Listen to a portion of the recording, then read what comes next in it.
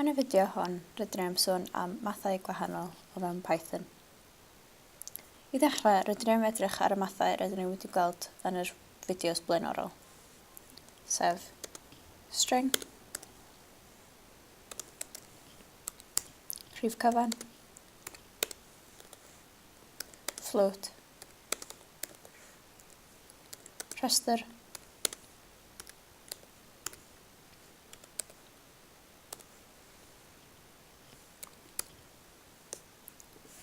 a geiriadur.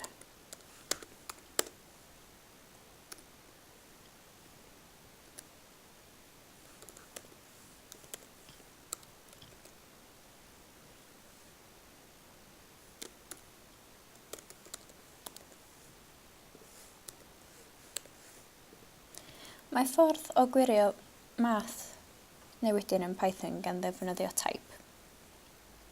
Rydym yn gwneud hyn gan roed type a. Rydym yn gweld str sef string. Hyn yn dweud bod math A yn string a type B yn int sef rhif cyfan, type C sef float.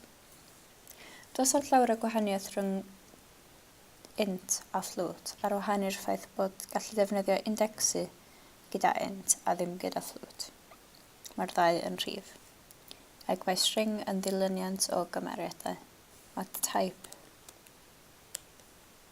D yn list sef rhestr a type B yn dictionary sef geiriadur, fel y gwelir yn y fideos blaenorol. Gall hefyd gwirio os yw newidyn yn math penodol o fewn Python gan ddefnyddio isInstance. Felly isInstance a i ddystio yn float.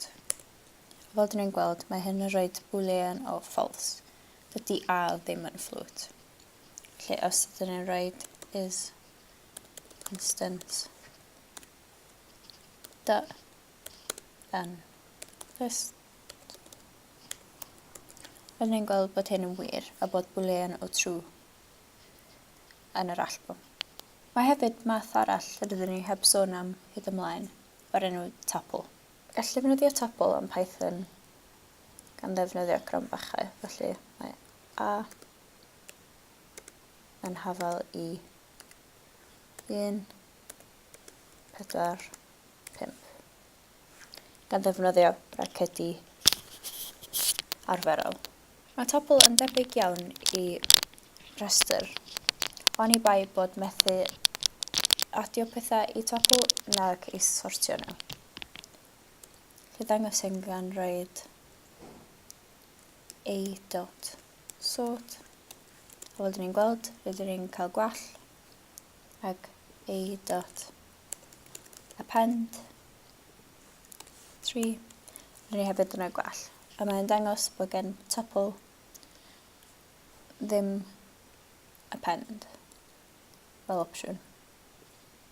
A mae gyda rhestri. Felly, pwrpas tuple yw storio data yn bennaf. Mae hefyd math arall o'r enw set. Mae hwn yn debyg iawn i set mathemategol, ac mae nhw'n cael eu gynrychioli gan ddefnyddio bracedi cromlin yn Python. Felly rydyn rhoi B yn hafel i bracedi cromlin 1, 2, 2, 4, 6. A mae hyn yn set o fewn Python. Gallwn ni dyn ni'n gorchmynion a gyda setiau mathemategol o fewn Python. Felly, os ydyn ni'n rhoi set arall, set A, sef set 2 a 7.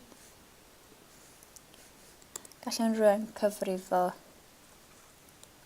undeb y ddau set gan ddefnyddio b.union A sydd yn rhoi undeb byddai set, sef 1, 2, 4, 6 a 7. Sylwch fod 2 ddim ond i weld unwaith yn yr set uchod, gan bod setiau ddim yn ailadrodd fel rheol. Gall hefyd gwneud y groestoriad byddai set gan ddefnyddio intersection a sef 2. Yr unig rhif sydd yn ddau set yw 2. Yn rhan y fideo hwn, rydyn ni'n mynd yn ôl drost yr mathau rydyn ni wedi gweld yn y fideos blaenorol, sef string, int, rhif cyfan, float, rhestr, geiriadur, sut i ddefnyddio is instance. Rydyn ni wedi edrych ar tuples ag ar setiau.